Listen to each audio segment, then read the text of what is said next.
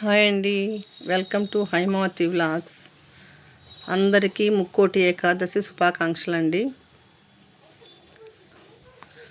మనం చూపించే ప్రేమ, చెప్పే జాగ్రత్తలు ఎక్కువైపోతే వాళ్ళకి అలుసైపోతాం.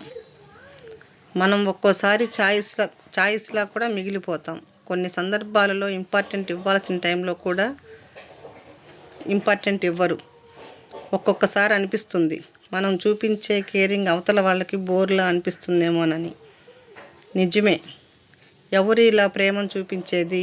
మన శ్రేయోభిలాషులు, మన అమ్మ నాన్న. చిన్నప్పటి నుండి అమ్మాయికైనా అబ్బాయికైనా పేరెంట్స్ జాగ్రత్తలు చెబుతుంటారు. అవి వాళ్ళకి విసుగ్గా ఉంటాయి.